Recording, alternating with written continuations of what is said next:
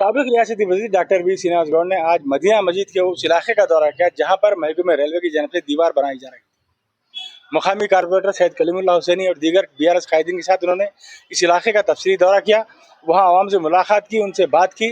उसके बाद सहाफ़ती नुमाइंदों से बात करते हुए उन्होंने कहा कि महकमे रेलवे ये जो काम अंजाम दे रहा है वो यकीनन वो आवाम के लिए सहूलत है, लेकिन जब सहूलत आवाम के लिए जहमत बन जाए तो फिर वो काम किस काम का।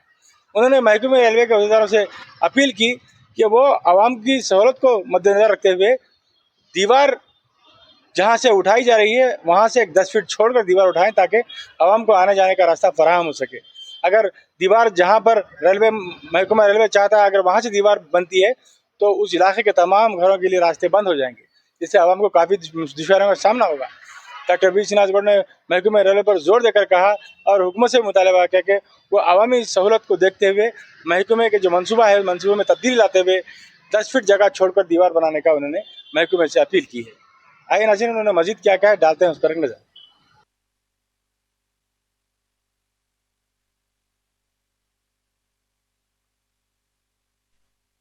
పట్టణము సెంటర్లో నుంచి ఈ రైల్వే లైన్ పోతుంది. రైల్వే లైన్ అటువైపు ఇటువైపు చాలా పేదవాళ్ళు నివసిస్తారు. ముఖ్యంగా ఇక్కడ చేపలు ఫిషర్మెన్స్ ఇక్కడ అమ్ముకుంటారు,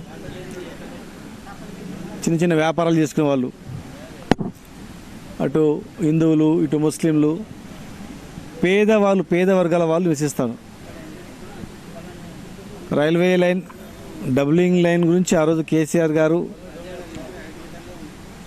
కేంద్ర మంత్రిగా ఉన్నప్పుడే మరి డబుల్ లైన్ కావాలి, ఎలక్ట్రికల్ లైన్ కావాలని చెప్పని కూడా అప్పుడు చెప్పడం జరిగింది.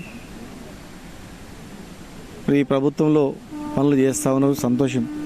కానీ రైల్వే అధికారులు కొంత విజ్ఞతతో పనిచేయాల్సిన అవసరం ఉంది. ఎక్కడైనా కానీ రోడ్డు వైండింగ్ అయినప్పుడు ఒక 50 ఫీట్ల రోడ్డు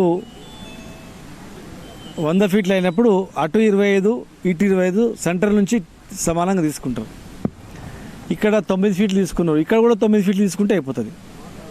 9 ఫీట్స్ డబుల్ లైన్. ఇది జంక్షన్ పెద్ద, ఇక్కడ జంక్షన్ కాదు. ఎప్పుడో ఫ్యూచర్ 100 ఏళ్ళ తర్వాత ఫ్యూచర్ గురించి ఆలోచన చేసి ఇప్పుడే ఈ పేదవాళ్ళ ఇండ్లు కూల్చి పేదవాళ్ళ ఇళ్ళకి పోనీయకుండా టోటల్గా మేము బౌండరీ ఫిక్స్ చేసి చేస్తామంటే మరి ఆ ఇళ్ళకి ఎట్లా పోవాలి, ఎట్లా బతకాలా ఆలోచన చేయాలి. లైన్కి ఏమీ అభ్యంతరం లేదు, ఆటంకం కూడా లేదు.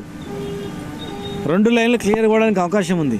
అవతల ఏ రకంగా చేసినారో రిటైనింగ్ వాల్, ఇటు కూడా రిటైనింగ్ వాల్ 9 మీటర్లు తెచ్చుకుంటే ఎలాంటి అభ్యంతరం లేదు. అక్కడ మోనప్పగుట్ట దగ్గర కానీ బోయపల్లి గేటు, మోనప్పగుట్ట, కలెక్టర్ బంగ్లా పక్కల అది బస్తీ మన కొత్తగంజి, టీడిగుట్ట ప్రాంతం. ఇక్కడ భారత్ టాకీస్ వెనకల నుంచి కుమారవాడి లాస్ట్ కుమారవాడి బార్డర్ వరకు, మదీనా మస్జిద్ కుమారవాడి వరకు అత్యంత నిరుపేదలు ఉన్నటువంటిది. కనుక రైల్వే అధికారులు దయచేసి మీరు మళ్ళీ పునరాలోచన చేయాల్సిన అవసరం ఉంది. ఏకపక్షంగా మీరు బౌండరీ ఫిక్స్ చేసి చేస్తామంటే కాదు. దీనిలో వాటర్ లైన్ ఉంది, ఎలక్ట్రికల్ లైన్ ఎప్పుడో లైన్లు ఉన్నాయి. ఎలక్ట్రికల్ లైన్స్ కూడా మీ బౌండరీకి అవతల లైన్ చూసుకొని ఎలక్ట్రికల్ లైన్ వేసుకోవడం జరిగింది.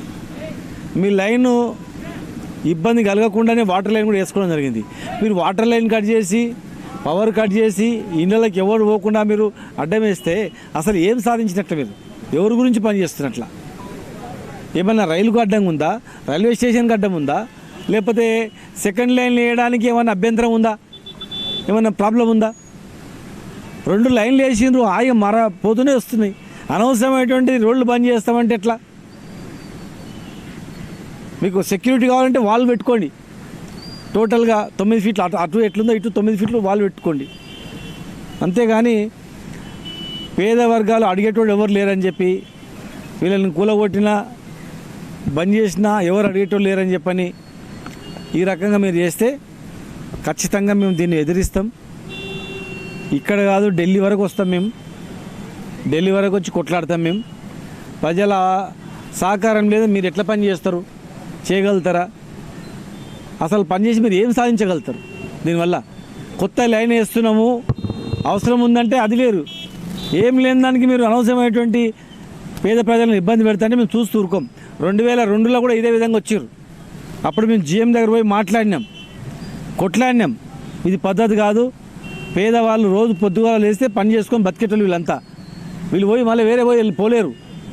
పెద్ద పెద్ద ముసలి వాళ్ళు, ఏజ్ వాళ్ళు, 80-90 ఏళ్ళ వాళ్ళు ఉన్నారు. ఇవి ఇక్కడ చూడండి, మా అవ్వలు చూడండి, భర్తలు చనిపోయినారు. ముసలి వాళ్ళు ఏదో మా పెద్ద మనిషి ఇచ్చిన ఇంట్లో బతుకుతున్నారు. అది బంద్ చేస్తే ఇట్లా రోడ్ల మీద ఫుట్పాత్లో పోయి బతకాలనా? ఏం దీన్ని బతకాలి చెప్పండి. ఇక్కడ చూడండి వీళ్ళిద్దరు, ఇక్కడ రండి అవ్వ, ఇక్కడ రండి. ఈమె చూడండి 80-90 ఏళ్ళు ఉంటుంది అవ్వకు. అవ్వ చూడండి, ఇక చూడండి. ఈమె చూడండి, ఈమె భర్త చనిపోయిండు, ఈమె భర్త చనిపోయిండు. అక్కడ ఆమె ఉంది. వీళ్ళు ఎట్లా బతకాలా? అసలు మీకు ఏమైనా అడ్డం ఉందా? ఏమైనా అభ్యంతరాలు ఉన్నాయా? రైలు పోవడానికి ఏమైనా అడ్డం ఉందా? కొత్త లైన్ వేస్తుండ్రా? లేదా రైల్వే స్టేషన్ పెంచుతుండ్రా? పెరుగుతుందా? అసలు ఏంది, ఎందుకు అవసరం ఇది? దయచేసి మరి రైల్వే అధికారులు వీళ్ళని ఇబ్బంది పెట్టొద్దు, మంచిగా ఉండదు. దీన్ని మేము ఎట్టి పరిస్థితుల్లో ఎదిరిస్తాం. మీరు ఇంకొక 3-4 లైన్ వేస్తున్నామంటే అప్పుడు వేరే ఇండ్లు చూపియండి, బిల్డింగ్లు కట్టియండి, అవసరం ఉంటే చేస్తారు. కానీ ఏ అవసరం లేకుండా అనవసరమైన వేధింపులు మాత్రం ఇది శాడిజం తప్ప వేరే ఏం లేదు. ఖచ్చితంగా మేము ఇదే పద్ధతి కొనసాగితే బాగుండదు. 2002లో కూడా సేమ్ చేసినారు, మళ్ళీ ఇప్పుడు స్టార్ట్ చేసి మా కార్పొరేటర్లు అందరూ కూడా వచ్చారు. 16 మంది కార్పొరేటర్లు కూడా వచ్చారు ఇక్కడ.